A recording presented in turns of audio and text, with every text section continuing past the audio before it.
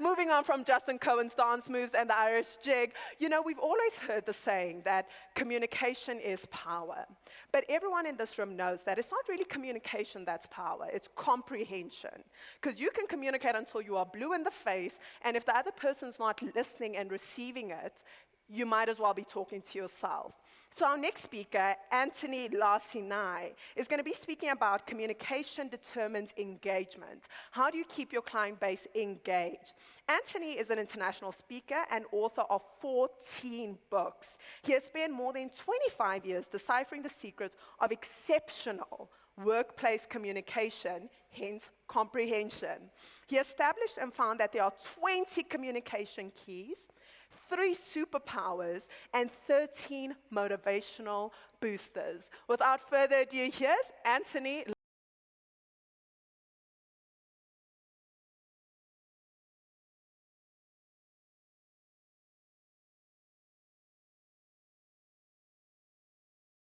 Of course it's ABBA. What else could it be? I had no idea. I was wondering, actually. And now I know. ABBA, Björn Borg, IKEA, Antoni, here we are together. Thank you for pronouncing my last name correctly, the second time at least. Now you heard 2 versions of it. First it was Laciani, and then it was Lacinai, which is actually the name. But I'm so used to it. I'm so used to it. Where I live, where I come from, I live in Sweden, way up north. It took me 22 hours to get here yesterday, so it's a long flight, 2 flights. Everybody calls me different names. So it's Laciani, it's Lacasino, it's Lacinai, it's Lakinaki, it's lasagna. I have even been called last night at one point by a man. I don't know what that was about. Perhaps that's why I was interested in communication. I was thinking, how hard can it be? Very hard, obviously. So I'll talk about communication, I'll talk about engagement and how they are interlinked together. See if we have it. Oh, okay, it's already up there. Good. So this is what I believe. I believe that your communication will determine our engagement. Does it make sense to you? Give me a hands up if you feel that this is correct.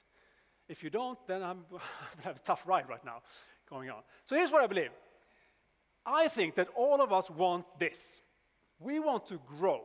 We want to grow our competence, our skills, spiritually, mentally, and so on. We want to influence our daily life, people, processes, and so on. And we want to have fun.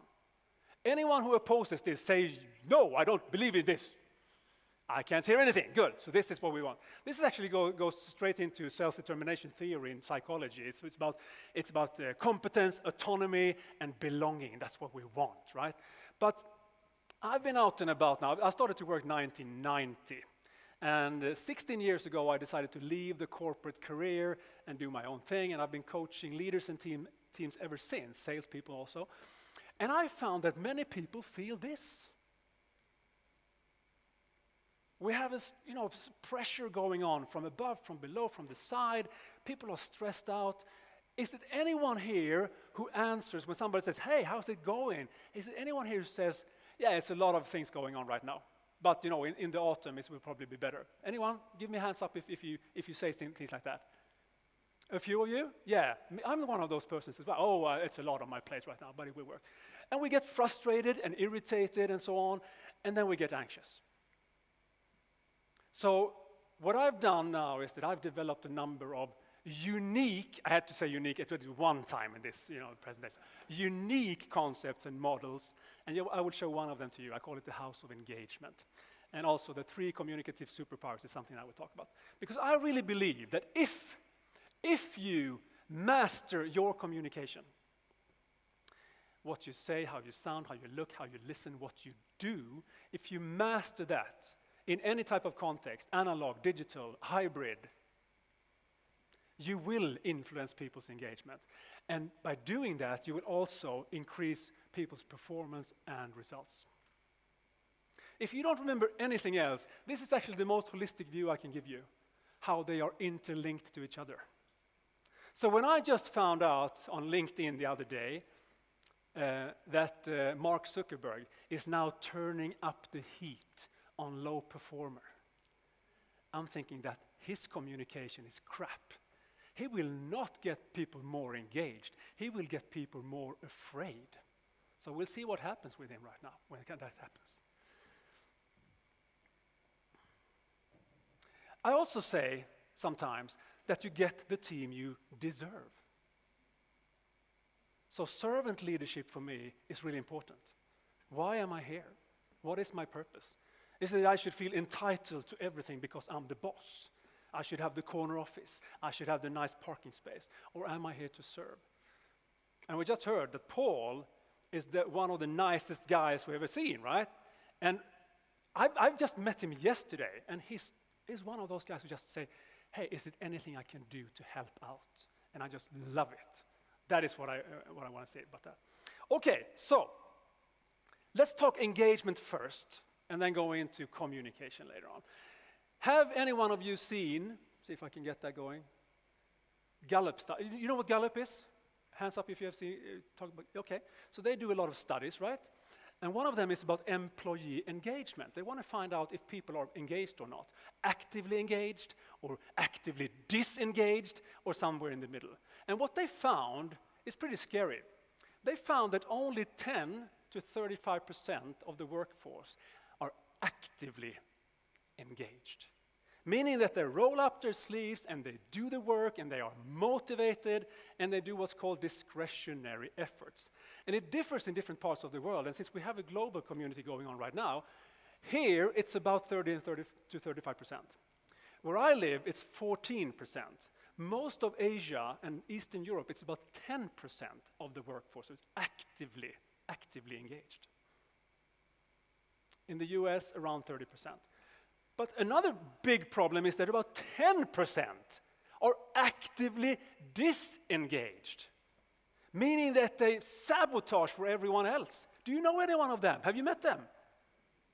Yeah, of course. Yeah, they are the one that trash talk people behind their back, or they just opposes everything. They steal the toilet paper because they feel entitled to it. They are the ones who go up to a whiteboard and start to draw something, and the pen doesn't work, and they put the lid back, and they put the bloody pen back so that someone else will suffer. Get rid of the bloody pen. They are the ones. Now, Gallup says that the rest of the people in the middle, they are just disengaged. And I beg to differ. I think that they're completely wrong in this, because you have some people who are dissatisfied with some things, but still okay, and then you have some people who are pretty satisfied. I mean, they don't perhaps are as passionate as the founder of the company. It's a job, but they do a good job anyway. So we shouldn't really care so much about that. The problem are these people. These people. And I have a friend on LinkedIn, Helen, and she wrote a book about Microsoft, and she talks about popcorn people. And I just love that metaphor, so I want to share it with you as well, with my pitch. Do you see what this is? Anyone? This is a bag of microwave popcorn, okay? So in here we have corn. It says, made by the finest corn. Think of corns as employees and colleagues right now. The finest colleagues. We don't hire assholes on purpose, do we? Yeah, it's a bit too cushy-mushy here. Let's bring in somebody who would just rattle this. No, we don't do that. What do you need in order to make this bag of corn pop? You need two things, basically. You need time and you need energy, right? So in my microwave oven, I would say 800 watt, that's the energy, 2 minutes to make a nice bag of popcorn. After about 20 seconds or so, the first corn starts to pop. These guys, they pop like poof, poof, poof. Come on, rest of the bag, follow me. This is good. Poof, becoming as wide as I am here right now. And then you have the middle, in the middle here, you have the, everything's going on right there. And then you have a couple of laggards over here somewhere. Poof, poof, okay, poof. And then it's it.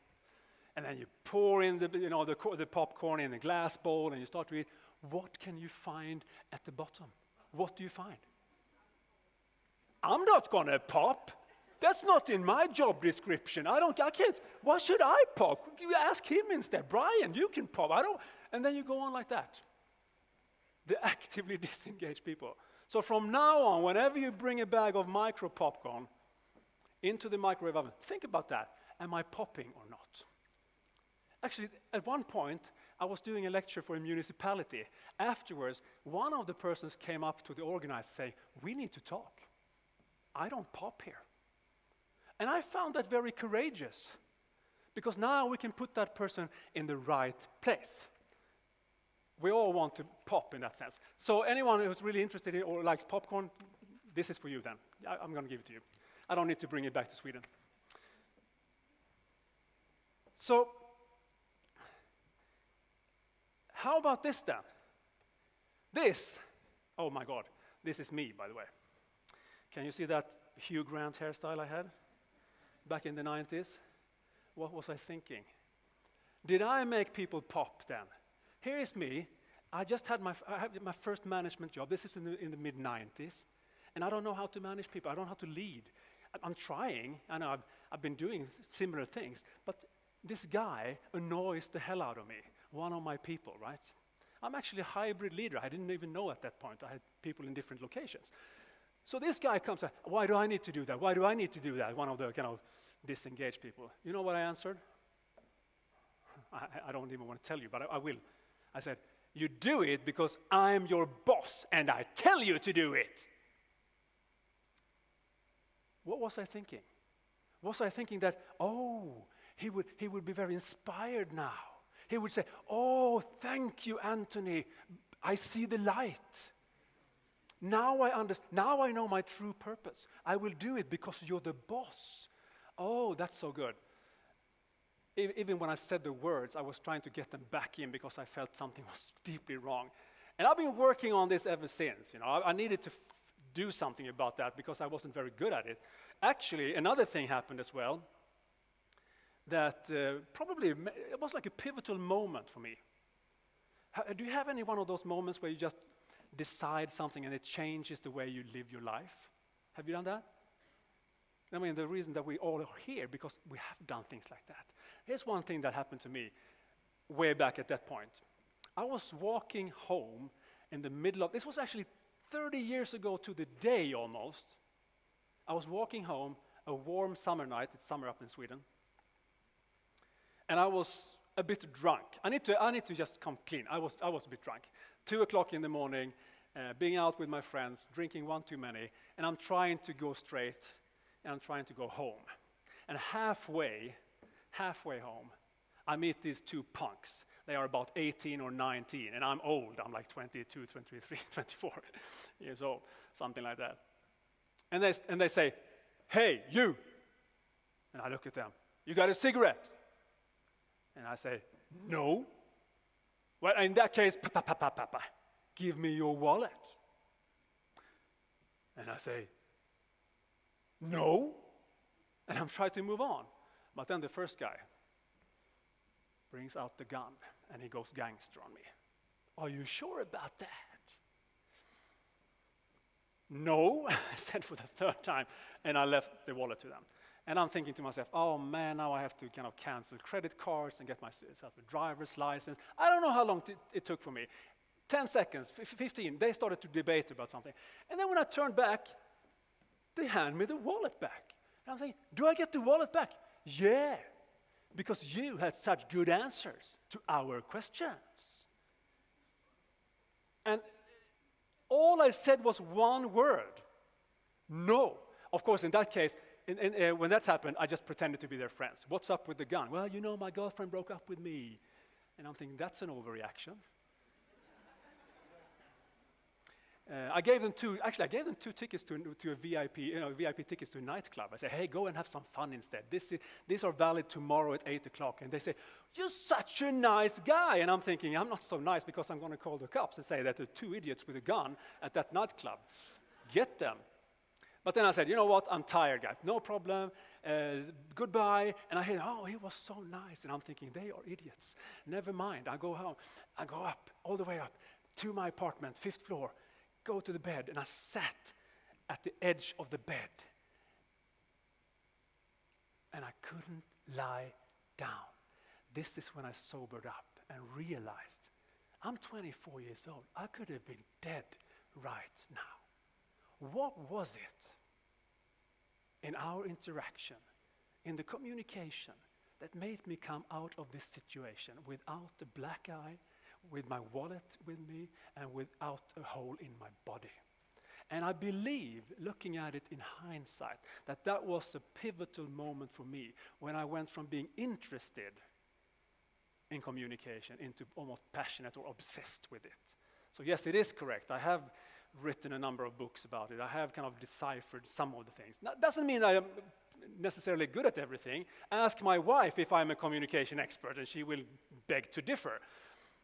But I do have spent a lot of time on this. And it isn't important in itself. I need to say, it isn't important in itself. Communication as an own entity is nothing. It's the result that is everything, and the way you go towards that. So that's why I'm talking about engagement. I believe I have one of the best, I have the best job in the world for me. I hope that you do too. You don't have to raise your hand now, because if you don't, it's going to be, oh, I'm not. So it's still okay. I have the best job in the world. Everyone doesn't. We just saw that. We also saw that Gallup says that you are or you are not engaged. But they never told us why. What is it behind the surface that made people engage or not? One of them is actually leadership. About 2/3 of all the reasons for a person to be engaged is about the closest manager's behavior.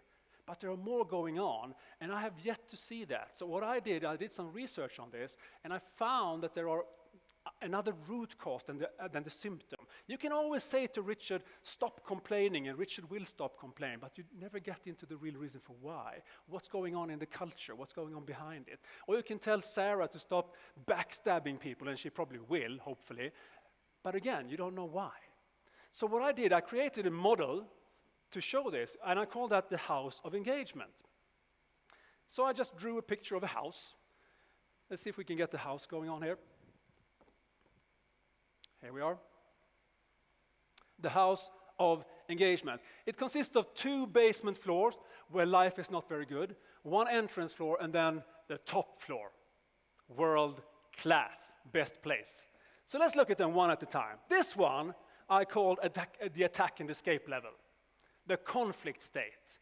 Have you ever been in a team where you just, you have a conflict all the time? You yell at each other, it's a blame game going on. Have you ever been in that? Anyone? I have. I remember being a young salesperson, one of my first jobs being in sales, and the older guys, sales guys, they were complaining about something. I don't even know what it was. But here I am, naive and young, and in comes the experienced boss. And I said to the boss, hey boss, we have a complaint. This is what we don't believe is very good. And he looked at me and just smiling and said, oh really? Anyone agrees with Antoni? And everyone else turned towards their screen, saying, no, everything's good. That's the first time I realized they were scared of him. That's not very good, is it? Here's another really bad example of a guy who is, I would actually draw some, let me draw some, see if I can make that into, we need this for him. Here we go. Now we need him back thicker. Here we go. That's the guy, yes. He's the devil. This guy, in 2008, was the CEO of France Telecom, 150,000 employees, and they turned into the company called Orange. He decided that he wanted to get rid of 22,000 people, 22,000 employees. But this was in France. You don't just lay off people in France. So he thought long and hard, what should I do to get those people to quit? And he realized, I will make them quit by themselves. I will bully them out of the company. And he told all of his sub-managers the same thing. Make sure you make them quit. Send them to different remote locations, and make them work there. Give them useless tasks. Make them feel invisible. Whatever you need to do to make them go, either out the door or out the window. This is one of the worst examples I've heard in the corporate culture, I promise you. Because 2019, he was sentenced to 4 months in jail and some pocket change in euros because 35 of his employees chose the window. Can we say that that is a toxic environment? The worst, right? We see it in politics, wars going on and all that, but in the corporate world, that's one of the worst examples I've ever seen. Go back here. There's another one, the state. So everyone here wants to go from something. This is just away from. The survival part of your brain is super active. All you want is empathy. You don't get it. But the next one, this level, I call this the stumble and fumble level. This is the confusion level. You know that you're in this situation where you reorganize all the time because you don't know how to run the business. Oh, let's do this instead. No, let's go here. So I call it also ad hoc leadership.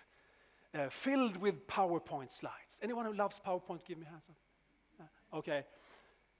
All they crave is one thing. It's clarity. Give me clear goals and roles and mandates. I need to know what's going on, But they don't get it because nobody knows. And it's a really frustrating thing to have. But the good thing is that these guys at least want to go to something. They are not from-oriented anymore. They are to-oriented. They want to go to something. They just don't know how. So if you have been in that situation, you know it exactly. This is where you are. But if you manage to solve those things, if you manage to kind of figure out the roles and responsibilities, mandates and all that, and life is pretty good, well, then you're on this level. We can call it the kumbaya level, if you will. Everybody's holding hands, and it's really nice. And we go to work, and we think life is pretty good. We like our colleagues, we like our boss, we like the work we do. It's not like we're passionate about it, but it's still okay. The safety system in our brain is really active here, which is good. We like to have that kind of safety or safeness going on. The problem is that all these people want to do in that team is to keep status quo. So it's management by don't rock the boat. And if that happens, it leads to stagnation. And stagnation leads to us going backwards, or in this case, downwards. So we need to put some energy into it, some courage into it, in order for people to climb to the top floor, where only a few teams really are.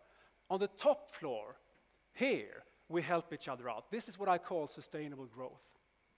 I used to call it continuous growth, but then some people said, it's continuous, so we cannot ever rest. Of course you can rest. You can still rest, but this is sustainable growth. This is where we have management by trust, management by vision, management by knowledge sharing,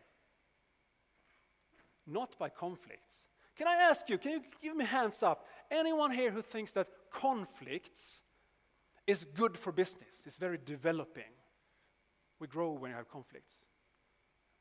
Look. Okay, so there's a couple of hands going up here.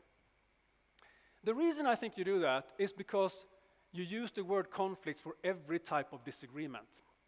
So for me, conflicts is what Putin is doing to Ukraine right now. It's a battle where I win and you lose.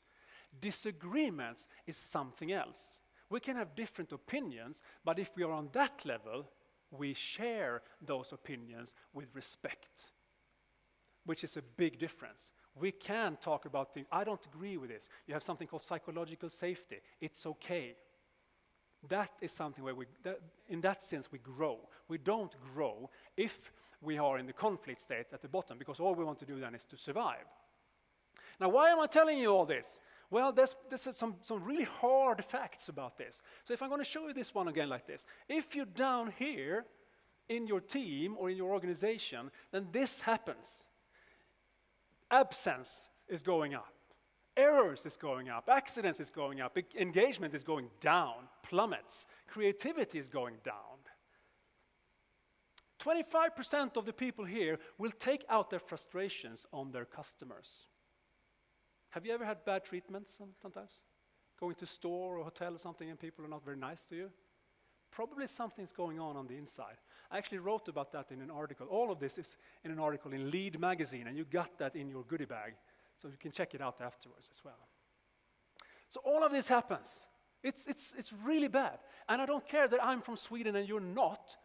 This is a global phenomenon. If you do this wrong, this happens. If you go for the command and control type of leadership all the time, people will just be scared and do minimum effort.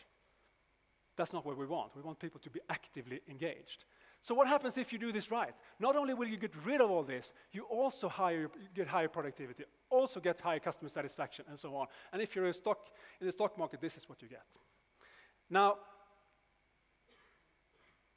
do you have an idea of where your team that you're in right now are? Give me a hands up if you have an idea about it. Yeah? The question I want to ask also is, are you satisfied with that? Are you happy where you are right now? I'll give you 2 different QR codes. You got one before as well. This one is for a self-assessment. If you want to try this is 15 or 16 questions. Just if you want to get an indication of where your team is at right now. Subjectively, of course, because you answer it subjectively. Just take that one, answer those 16 questions or 15 questions, and then you will get a result out of it. An indication. I call it an indication because you're really going to go deeper if you want to find out if everyone feels the same, and you have to talk about it and so on. I will give you 2 different QR codes within this one. All right. And then I said, what can we do about this now? What do we need to do in order to climb that ladder? And I believe you need 3 things. You need communication excellence, you need meeting competence, and you need a plan to maximize your performance with the right goals, motivational boosters, and self-leadership. So let's talk about the 3 communicative superpowers. And if you want them, I actually have a book for you that I will give you. See if I can get that one right now. Here we go, another QR code. This book is called Employee Engagement, 20 Keys to an Outstanding Workplace Communication. It's yours for free. That's a hidden link on my webpage. You can just download it, so it's yours. There you get the 20 communication insights as well. But let's look at the 3 communicative superpowers, one by one, as an ending of this. The first communicative superpower is energy. Energy so that your team members believe, or your clients believe, that you believe. Why should they believe if you don't? Did you believe that Paul was passionate about what he talked about? Do you believe in that? Yeah, because you can see it in his body language, in his voice. You can hear it in his voice. It's a lot about non-verbal communication when it comes to energy. So when I do presentation skills training, half of the time is spent on this. The other half is content creation. Let's do a test with this one. Turn to your neighbor. Okay, so what are the difference between looking arrogant or normal? I found that the difference is 1 inch, 2.54 centimeters. We're going to do a test with that one, non-verbally. So turn to your neighbor and say, nice to meet you. And then you do it one more time, but you lift your nose 1 inch. Feel the difference. Do it right now.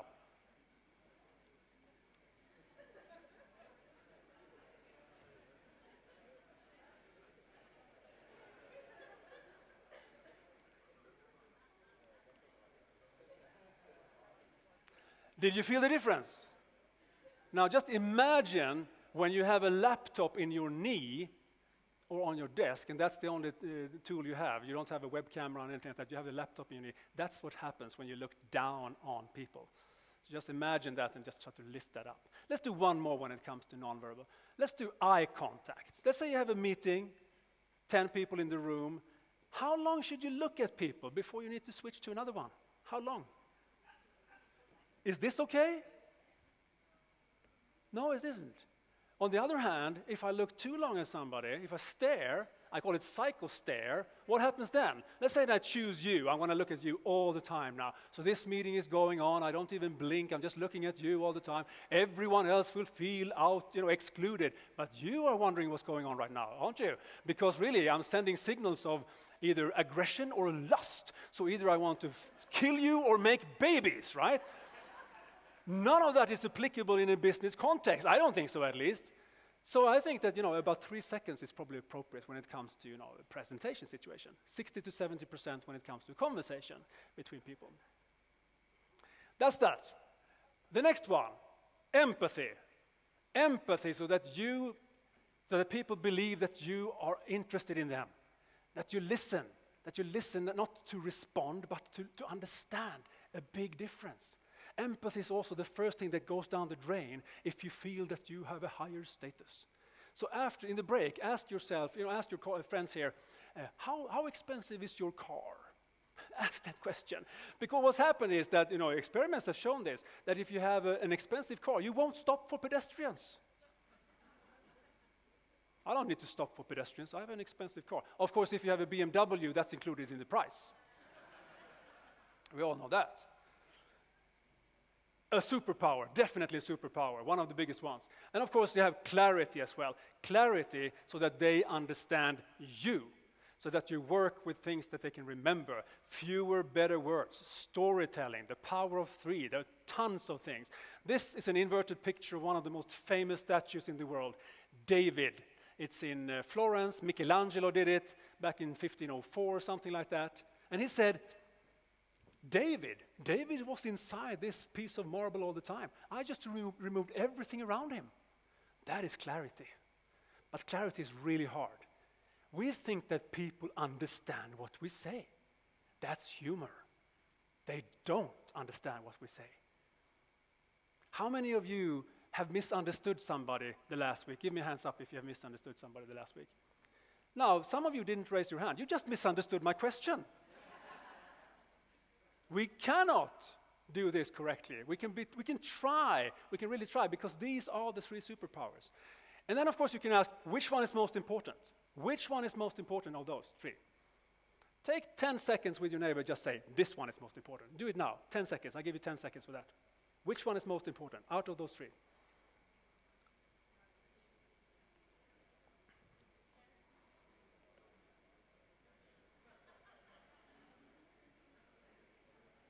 That's 10 seconds. You don't get more than that 10 seconds for this one. This is my belief. Empathy is number one. If you chose anyone else, you're not wrong. Well, you're a little bit wrong. That's wrong. The reason is that if you don't understand another person, how can you be clear? How can you create clarity if you don't know who you talk to? And how can you deliver it with the right portion of energy if you don't know who you talk to? So they are all superpowers, but for me, it starts with empathy. And let me just end this with a memory when it comes to empathy. I talked to my sons. I have two sons. They are this big now, but the smallest one, Milton, he was like 6 years old, this high. And I said to Milton, can you explain to me the difference, Milton, between being able to hear and being able to listen? And he looked back at me and said, aren't you a consultant? And I said, yes, I am, but I'm interested in your opinion. And he said, okay, pay attention. To be able to hear is simply to not be deaf. But to listen, Daddy, that is when you really try to understand what the other person is saying. And not only saying, but also what they really mean. 6 years old, super communicator, Lacinai 2.0. I look at him for 3 seconds, and then I say, welcome to the company, my son. Thank you, everybody. Hope to talk to you soon.